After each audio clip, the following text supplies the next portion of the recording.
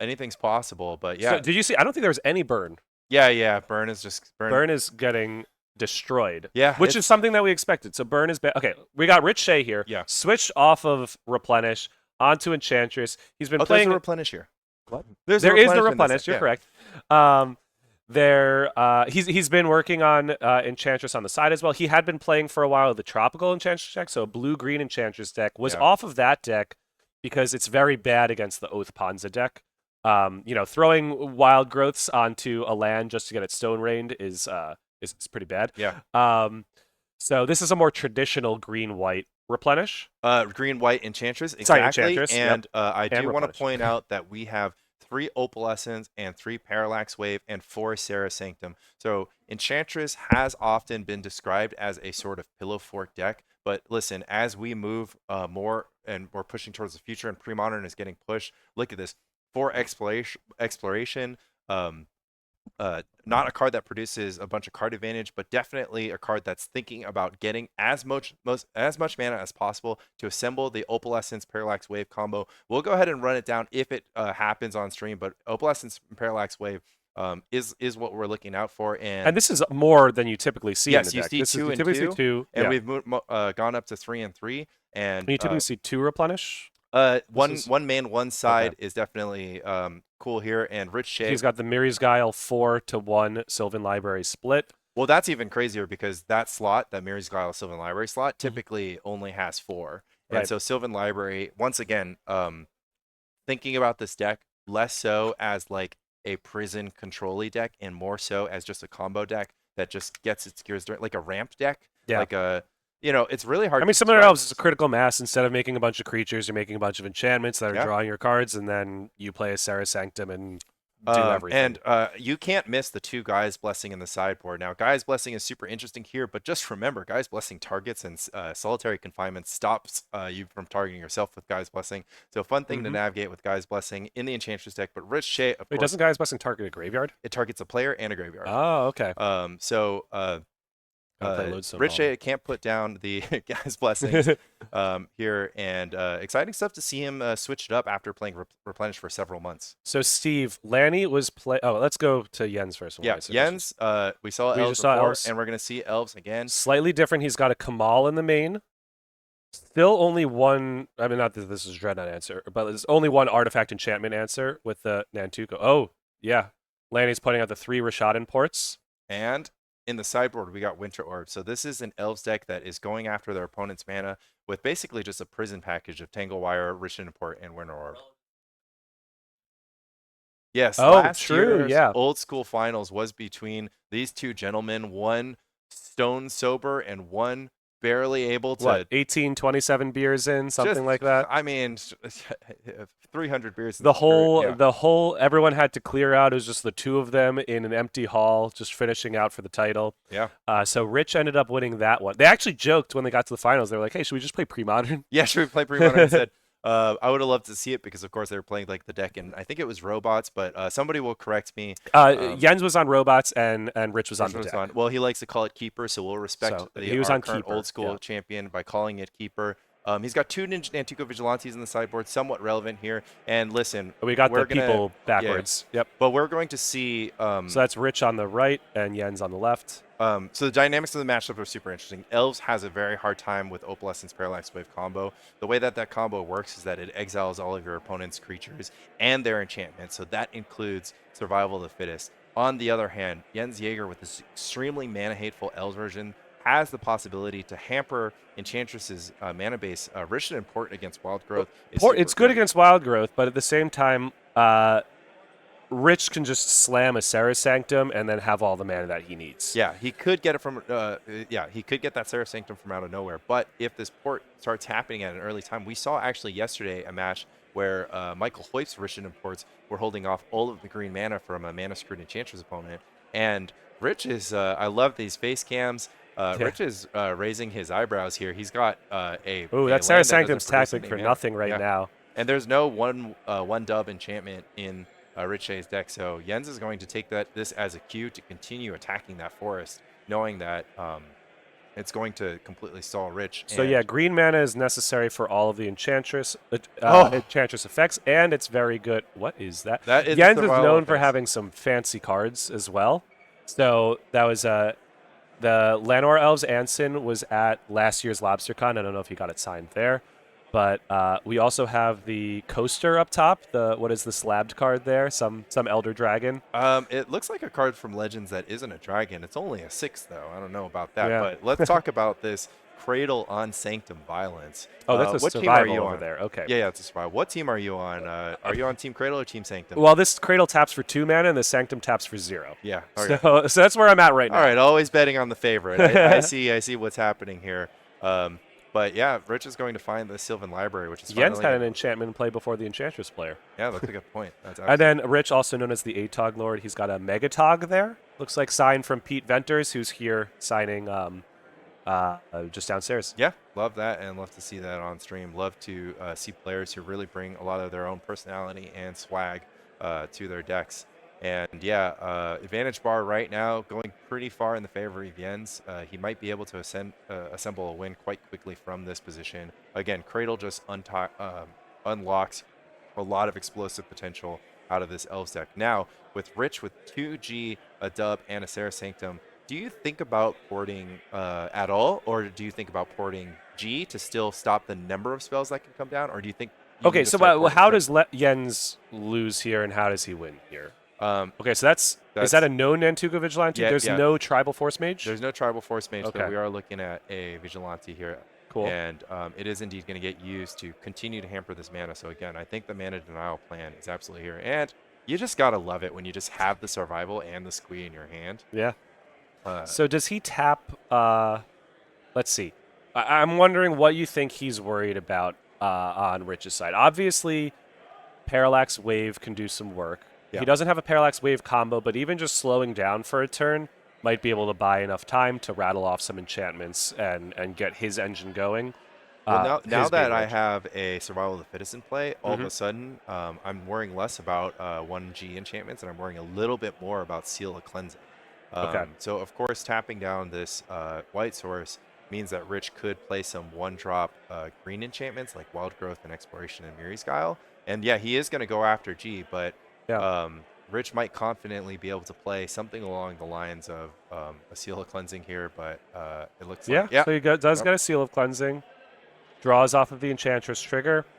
And yep, activates it now before Jens has any mana. It doesn't look like he has any...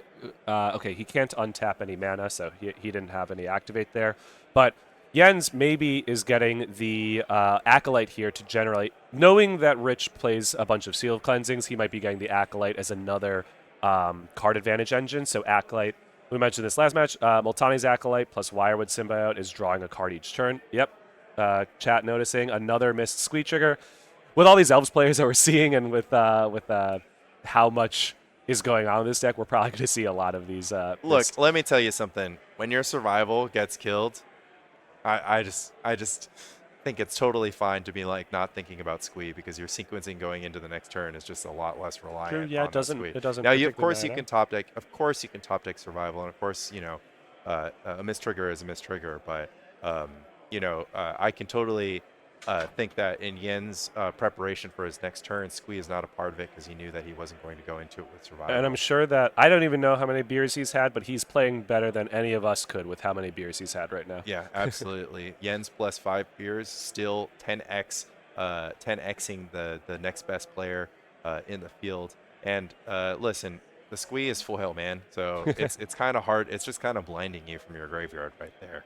So you got to give it back to him. And look, we're in the beatdown plan. Rich is at 13. Okay, He so holding absolutely- Rich off of white mana now, right, because until an enchantment comes into play. And Jens used his only Vigilante, so he has no ways right now. He doesn't have a symbiote to replay the Nantuko Vigilante. That's a really good thing that he could be doing this matchup, is just replaying Nantuko Vigilante every turn. no. Vigilante is not an Oh, elf. it's not an elf. So you would Okay. need to reach for a Stampeding Wildebeest type Right. card if you wanted to pick up. But Speaking we're not. of Stampeding Wildebeest. Yeah. We'll fill you in later on all the things that are happening outside of this match with Stampeding Wildebeest. But for now, we did remember our squeak trigger this time. And the Echo Trigger. Yeah, that's true. Jens the beatdown, recognizing that the only way he loses now is if Parallax Wave makes an appearance. Oh, And and Kamal, is this lethal?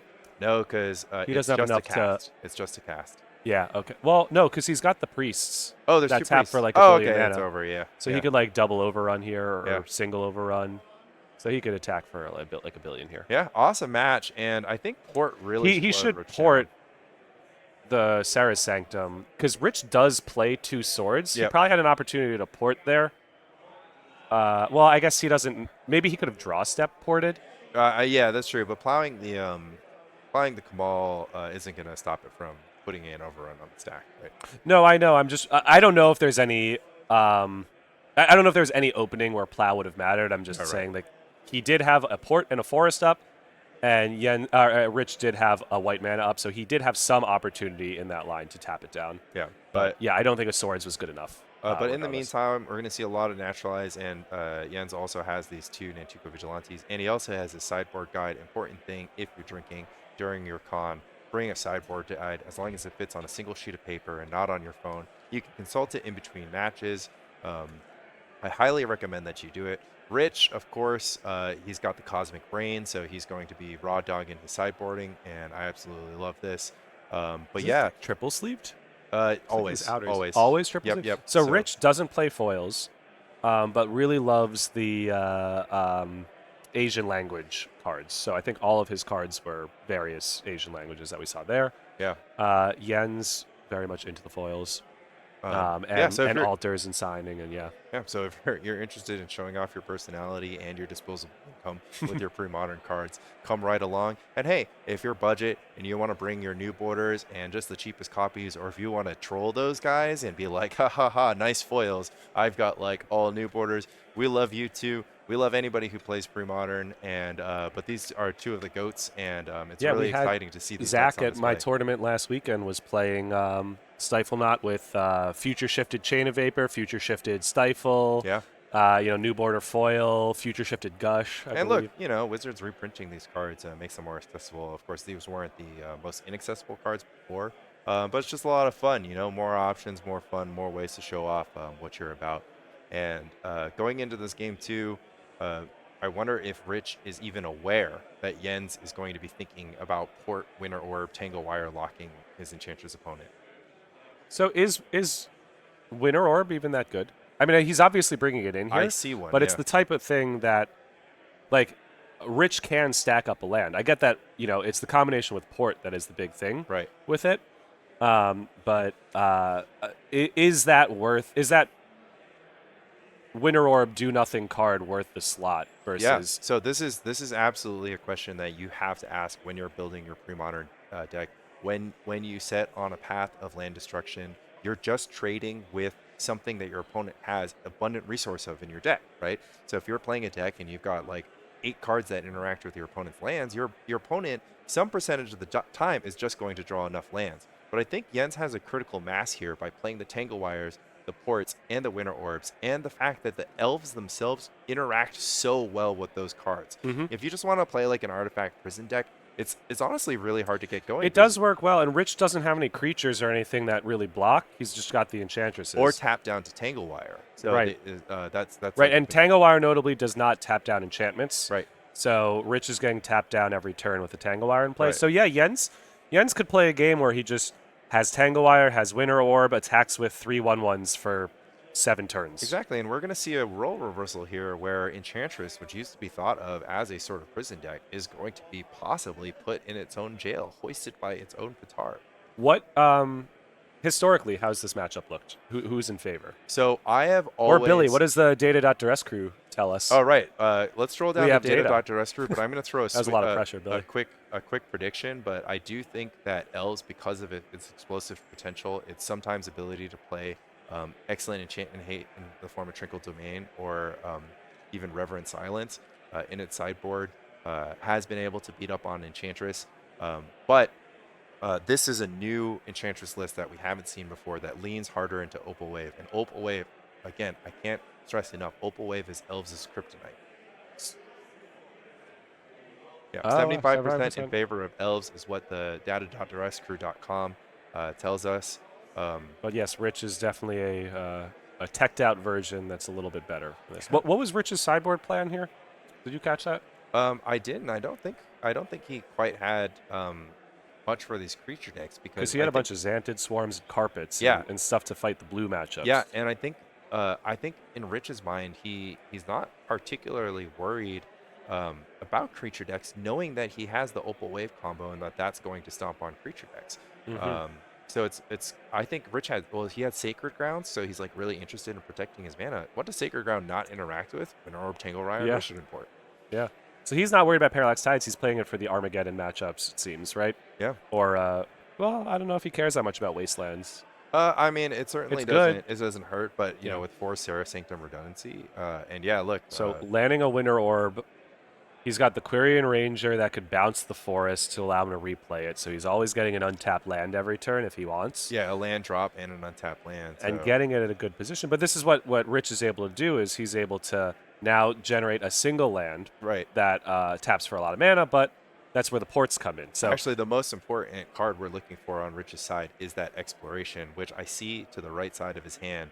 It's going to completely be able to allow him to nullify the impact of this Winter Orb. So as you pointed out, Winter Orb costing Yen's card, which could be another elf, could be like you know, some more different kinds of interaction or different engine pieces that he could have put into his deck, is being outplayed now by the presence of this double Argothian start and Exploration. But I do want to add the double Argothian start. That is one of the most vicious draws for Enchantress. And seems kind and of especially unfair with this Exploration because he's drawing lands and able to play them now. Yeah, and I want to add now a Tangle Wire. Rich might even be able to shrug it off. However, the way that Winter Orb and Tangle Wire interact is also quite strong. Okay, so so Rich he plays has one floating. Plains as the second land for the turn, plays another Wild Growth. Yeah, and so Rich is fully cooking here, and I think it's only a matter of time before he finds his one of his 3 of Parallax Wave and 3 of Opalescence, or even just a random Seal of Cleansing to. Yeah, and Jens is not in a good position to activate both ports. Yeah, I mean, and even both ports isn't doing much, right, with the Exploration. Yeah, I mean, a Seal of Cleansing is just completely crazy here, and drawing a second Winter Orb. Definitely an awkward spot to be drawing multiple sideboard cards that are redundant effects. Right. What's he got in hand? It looks like a Squee that does nothing. A Winter Orb that does nothing. I can't really see much else. Yeah, I mean, what do you think Jens is thinking about now? Like, he's facing down Just a lot of... replaying his land. He's facing down... Okay. Okay. Tangle Wire, but Tangle Wire only taps 4, and he's got 2 creatures in play.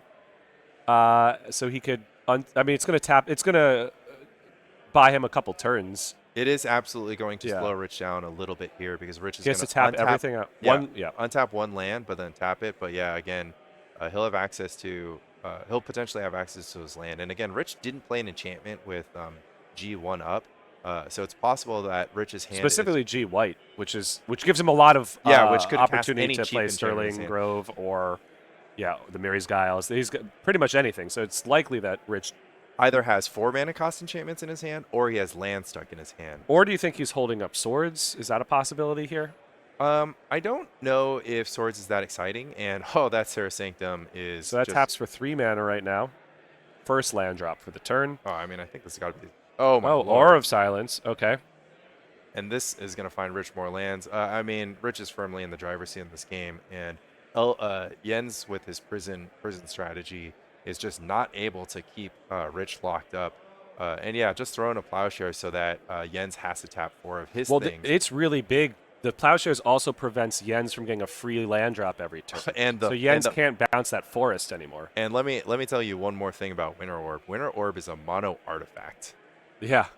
And if y'all remember, this is huge. If Sorry, you explain it. Yeah. So if y'all remember back in the day, there were these things. Or wait, is mono artifacts you have to tap to use? Anyways, this is continuous artifact. No, this is a continuous artifact, I think. Yeah. It's one of those artifacts that only works when it's untapped. And Jens knows this. Of course, Rich knows this. These are all old school legal cards, and these. So because Jens was forced to tap the Winter Orb with the Tangle Wire, then during Rich's turn, Rich is now able to untap all of his cards. Yeah, absolutely. And Jens did have a choice to just tap down Tangle Wire and some mana. Oh no, because he couldn't untap more than 1 land. So absolutely. Right. Because So this was just a complete blowout. Blowout Swords of Plowshares. Finding And right, if he has winner, if he has a thing instead of winner orb here, it's a very different game. yeah. Well, it's possible. I mean, that thing. Right. Ideally, that thing would be Tranquil Oof. Domain. But look, we're gonna see Rich run away with this pretty soon. These enchantments are gonna get their opal on and start turning into creatures. Now Jens has no way to deal with Opal Wave, right? Not a opal wave that's protected by Sterling Grove, so there are some kind of interesting interactions going on there. I don't think it's fully necessary to delve into it. I just want to tell you that if your opponent has Opalescence, Parallax Wave, and a Sterling Grove in play, there's not much you can do. So short of a enchantment sweeper, and I think Jens neglected to play any of those type effects in his deck. And I'm really loving seeing both decks kind of showcase what they're capable of and sort of pulling us closer to an inevitable and exciting game 3. Okay, Seal of Cleansing here can free up his lands if he wants, but he also, yeah, he's just drawing cards here. Why do we call Jens, it? Why is it called garbage time? Like, is it like garbage time? Like time to take out time the it doesn't trash? matter anymore. Well, I understand what garbage time Yeah, refers to, but who came up with garbage time and what makes it garbage time and not like useless time or like boring time or inevitable time? Like, why is it garbage time? That's what I'm asking, because we're deep in the garbage time, and I would love to be like deep in the like time of relaxing, wafting up into the sunset. I don't even know how many explorations we've Oh, used. we got a raid. Oh my God! Shout out to I'm actually level 1. That is Justin. Jeez, I forgot his exact name. An absolute vintage killer.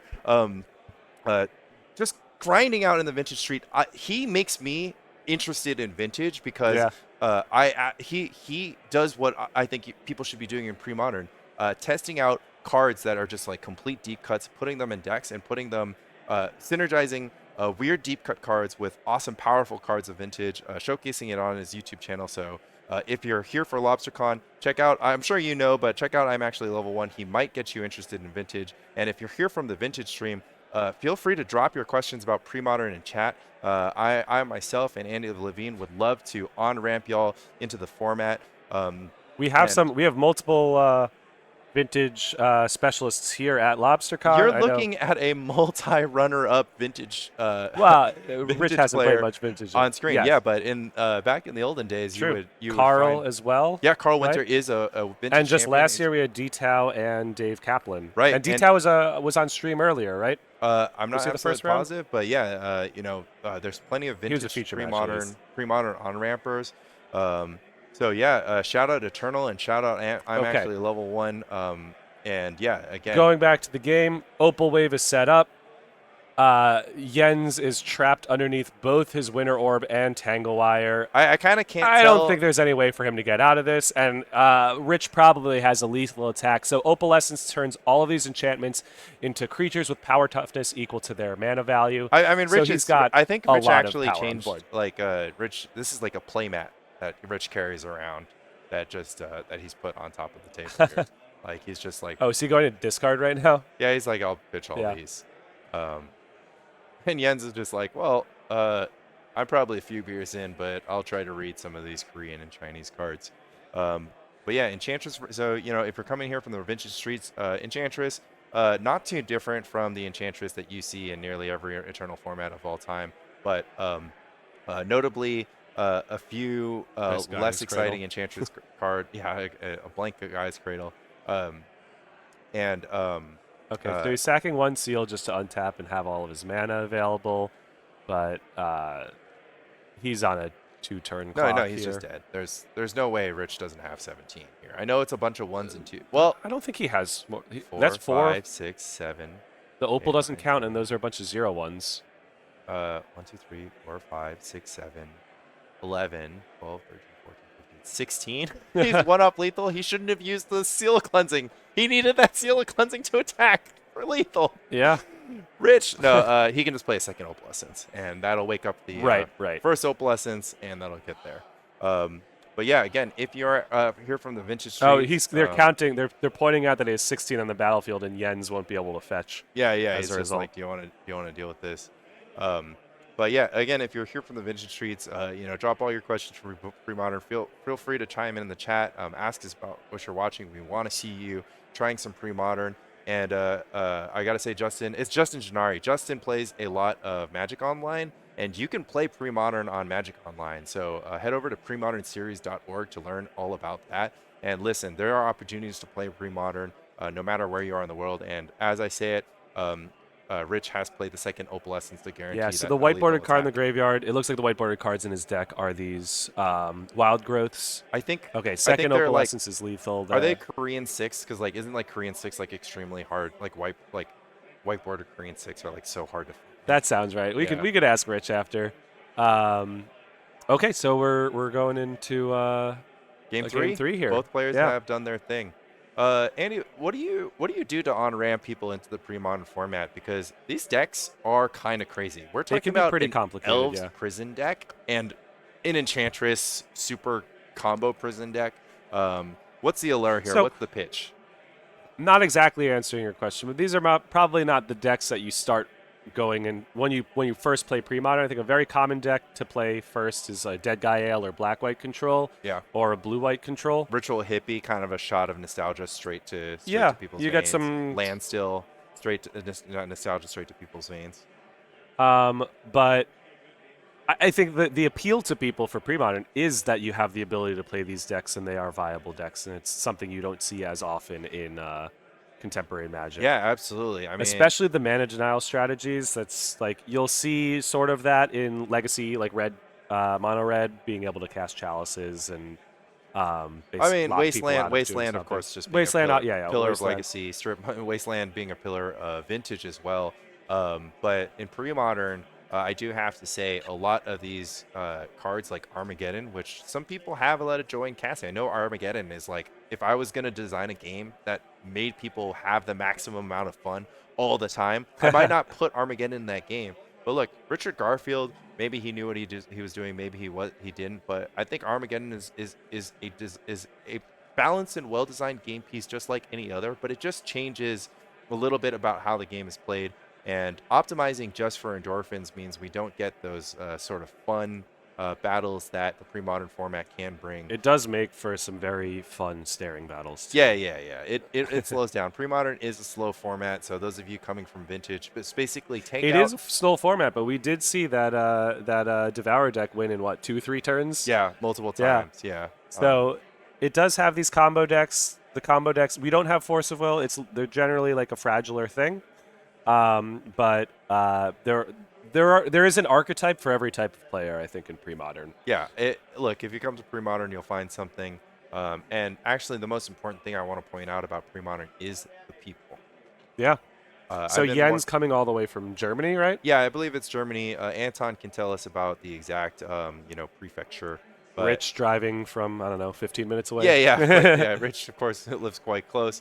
But the vibes in this room are absolutely immaculate. Look, we've got 280 players today. They're just playing for stamped cards. We're playing for charity. We're just eating lobster rolls. We've got raffles going on. Like, if you are you maybe want to kind of mix up your Magic experience and get a little laid back, or if you want to solve some new and interesting, fresh, challenging puzzles, Premodern is there for you. So Yeah. I'm sure Jens likes his lands, but I did put up 10 shadow signed of those Donato forests yeah. as one of the big. Yeah, absolutely. ones. There's a big subculture of basic land art choices, and I just noticed that Rich and Jens are going for the exact same ones.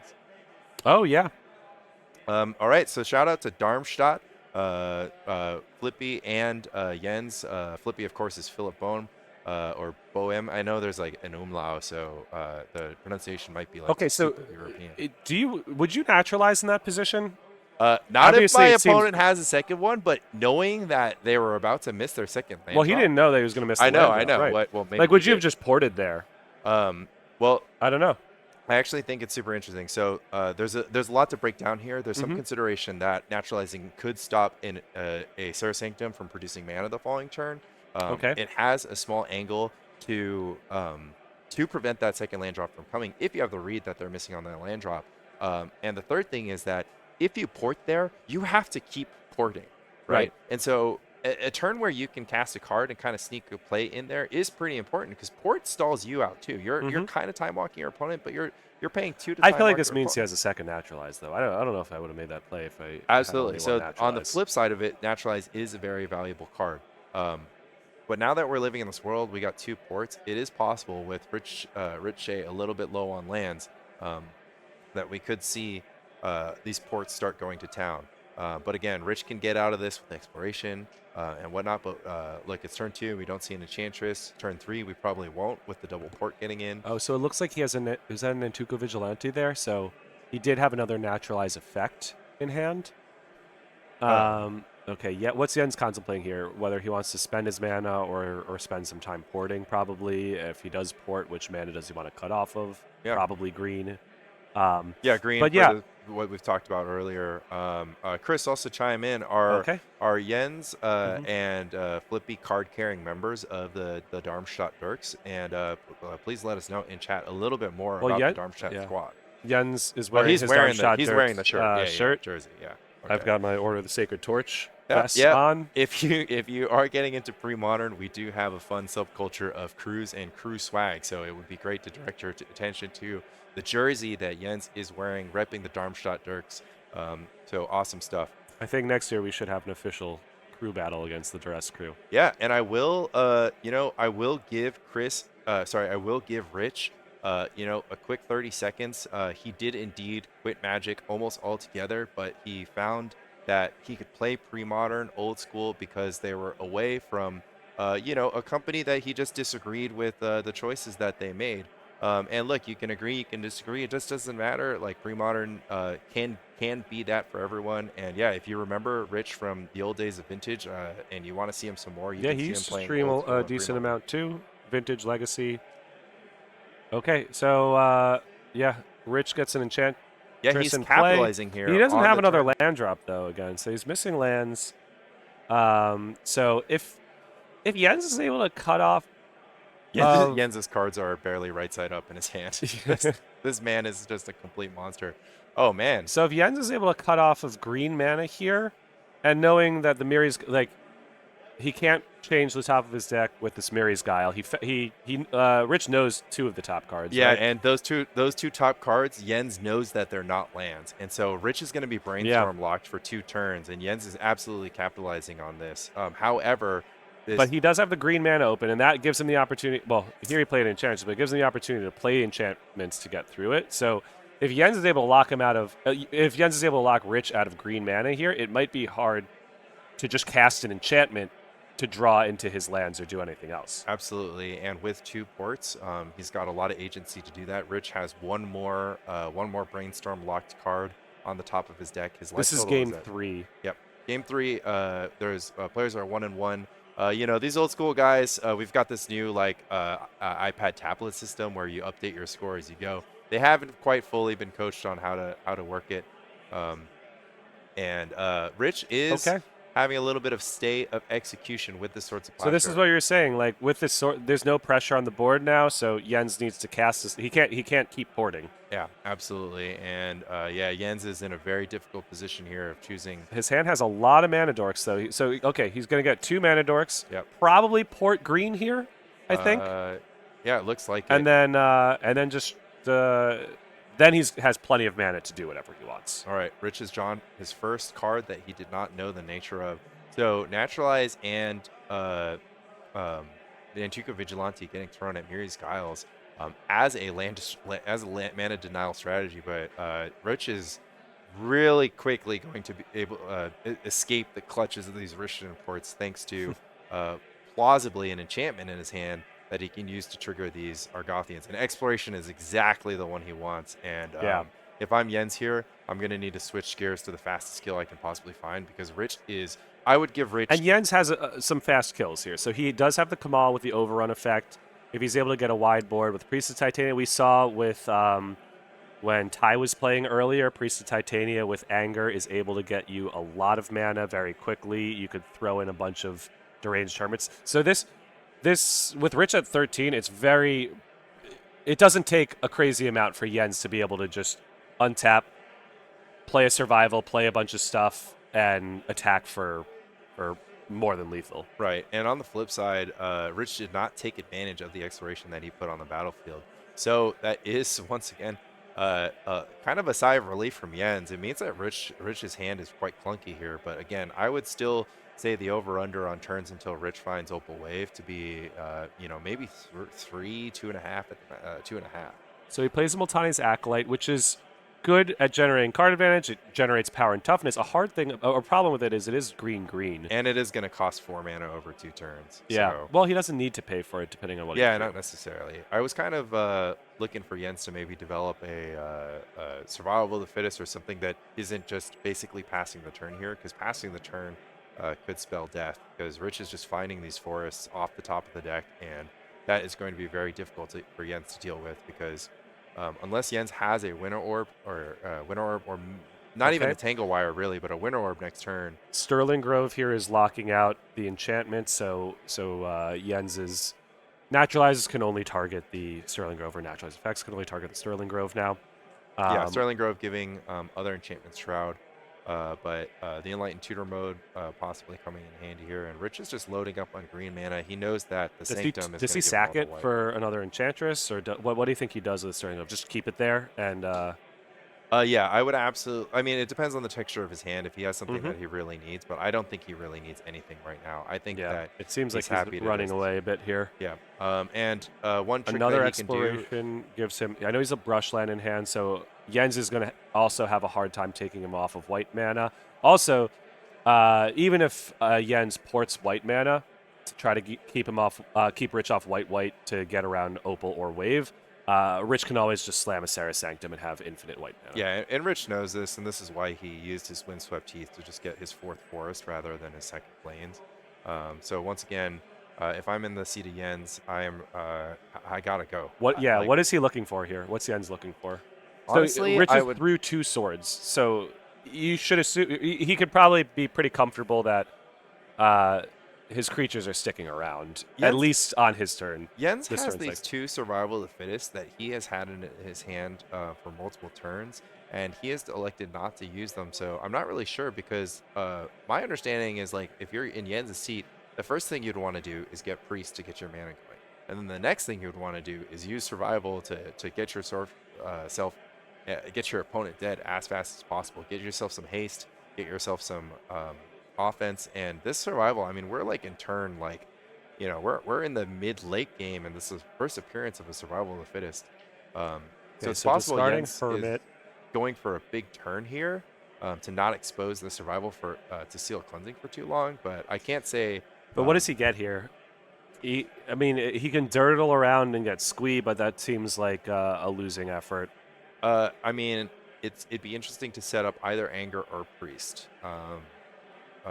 Korean Ranger is a free one here because he doesn't have a land drop, so he can just use Korean Ranger. It's actually going to generate. Well, no, it's free because it cost him 2 mana to search and play, and it's going to get him 2 mana back.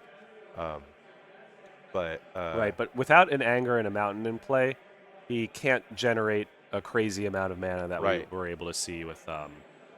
Right, he can't quite put together Priest chains and yeah, he can't quite put together a nutty combo turn, and again, he needs to be thinking in terms of what can happen over the course of multiple. So turns. Was there a second Vigilante? There are, or is that just a Tribal Force Mage? No, there are 2 Vigilantes that he sideboarded in, so he ended up with 3 Vigilantes. Okay, so he does have mana to flip it. Now, the only thing he could target is his own Survival or the Sterling Grove, so it's not the best looking Vigilante. Right. But at the same time, like, I don't know, a problem that Jens is in here is that the creatures are the Enchantress's effects, not the Enchantress's presence. So exactly, he can't really slow down Rich's engine, and Rich is basically thinking about if he needed to get anything out of his deck, but he might have everything that he needs, and he might have nothing to worry about, in which case he just prefers having Shroud, and he can keep 1 mana up so that if that Vigilante ever does flip and target the Sterling Grove, he can crack it, or he can put a 2nd Sterling Grove into play and keep his Enchantress completely safe for the rest of the game. But that does lock him off of Opal wave until he's ready to crack his Right, Sterling right. Grove. Giving your own enchantment shroud does mean that you can't do tricks with parallax wave, but it's not entirely relevant because of course you can just make one go away and go back to the shenanigans that you were already going for. Yep, agreed. MTG Rider. Duress Crew put a lot of work into this stream and this production. It's been a great weekend, all weekend. I'm happy to be here, casting this game. Yeah, and I also, while we're shuffling a deck, I also want to mention that Rich brought his customary 2-quart containers of hummus and a ton of pita bread to share with the entire room today. Michael J's not even here for it. Yeah, that's true. And so if you want to learn about good hummus, you got to come to LobsterCon because that's the place to eat some of the best hummus you'll ever have. But most people are not hummus novices, but it is important to open your eyes to the possibility of great hummus, and Rich is doing his duty in that. Just don't dip a raw bell pepper into it. And this replenish is actually not that It just spicy. it's a Mary's Guile and a Sterling Grove? 2 Mary's Guiles and a Sterling Grove? Yeah. Why do you think he did that? Just to get another the Sterling Grove back in play? Yeah, I think that the Sterling Grove back in play is going to force Jens to consider using the Korean Ranger during Rich's turn to target the Enchantress's presence, but that window is about to go away, and it has. So yeah. So, why would you not hit the presence there? Just because Rich has so many Enchantress effects that it doesn't matter, or the reason why you would consider not doing it is just because a legend rule. Oh, I mean, no, you can't because the replenish would bring it back. Duh. Right. No, that's why you don't do it. Right. I'm saying that he has no opportunity. No. Yeah. You're Absolutely. Because the replenish will bring it back. Yeah. So Jens not making the dumb plays that the caster booth comes up with, instead making the only play that he can make, which is of course making sure. So now he's making sure he has double. So I just want to identify what happened here. Like, look, if you can say that maybe Jens is not saying sharp with however many drinks deep is, but this is extremely heads up play with parallax wave on the stack. I love these trigger tokens. With parallax wave on the stack, Jens knows that once it hits the battlefield, he won't be able to activate Korean Ranger to get the mana that he needs to flip that Nintuko Vigilante, and as a result, needs to do it before it hits the battlefield. Extremely heads up play from him. It might look like the drinks are starting to hit his bloodstream, but it is not affecting his play one bit. And another notable thing too is unmorphing does not use the stack. You could do it whenever you have priority, so it's not the type of thing where Rich would be able to double wave the Vigilante. Right, like somehow use it to stop the Vigilante. Unfortunately, we are slowly entering into a bit of that garbage time that we had discussed, where Rich just has Rich can sack he this here, just get the Opalescence, and then he waves out. Does he just wave out 2 more creatures here, so he has 1 counter and is able to cast the Opal? That's an interesting question. You do want to reserve counters. I would definitely be looking at taking care of those. Oh, well, it doesn't matter. He just has another, so he's just going to cast another enchantment, draw the Opal, play the Opal, and then now he's able to exile all creatures that Jens has. In addition to that, survival of the fittest, and it and seems like protect all of his enchantments. Right, and except for the Opalescence, and of course, bringing a swift conclusion to this game. We're not going to spend too much time in the garbage this game. So yeah, Elves with a 75% win rate against Enchantress according to PDAT. But I do think that. Do you think these ports were even helpful? I think that the ports gave Jens a way to interact with Rich's deck that Elves would not have otherwise had. But the fact that Elves is the one that's winning it so much. Right? I think that it is a huge deal that that Rich has 3 copies of Parallax Wave and Opalescence. Like, yes. I don't like the Opal Wave combo in prior iterations of Enchantress was not even always present. Enchantress used to be killing in the very, very olden days. Enchantress used to be killing with Sacred Mesa type cards. Sacred Mesa mobilization. Yeah. you've seen lists use Words of Wilding, and sometimes it was just happy to like sit there and let the game draw on while it had a solitary confinement in play. And this new version of Enchantress, probably version 69.42b from Chris Toller, if you follow his spreadsheets, um, is basically a Looks like combo Rich got deck. in for 1 damage with Yeah. his exploration. Okay, Um, how much power he's got on the board? He's got 12 with the white enchantments, plus 5 on the bottom there from the 1-drops. So 17, 20. So he's got 20 power. So it is a 2-turn clock right now, but I don't think that Jens has any way to get out of this. Yeah, with no way to get creatures on the battlefield and no tranquility type All effects, right. Jens is going to mana burn himself until passing the turn. And Rich, with a big sigh of relief, you know that both these players' brains have been working two very complicated decks, lots of decision points every single turn. Um, Absolutely excellent stuff on display. And look, these players are still live 5-0, 6-0, 5-1, 5-1. You can still battle it out. So where can we get those win rates that the casters are referring Oh, to? heck yeah. You can go to Data.duresscrew.com. yeah, head Jay, over. are you posting it in the chat? Yeah, data.duresscrew.com. These are scraped from the Gatherling API. We play hundreds, maybe even thousands of matches over the course of a month on Magic Online, in addition to multiple tournaments in the Northeast area that get recorded on Yep. So spicerack.gg. I Shout imagine out all to of these will eventually spicerack.gg. get into data. All the games here, side events too. Yeah, Okay, yeah, yeah, not Unchained. Okay. right. So for context, one of the side events yesterday was you're allowed to unban 1 card in your deck. So Right, so it that's not was really pre-modern, so that doesn't really land in the PDAT. But effectively, any large-ish size pre-modern event that gets run on SpiceRack GG, we have the technology to take all of the individual matchup data from that and put it into a matchup win rate matrix. And again, this is coming to the pre-modern community completely off the sweat and blood poured by the Duress Crew members. So head over to data.duress2.com and then head over to paypal.com and hit up just duresscrew@gmail.com and just give them some tips. I don't know.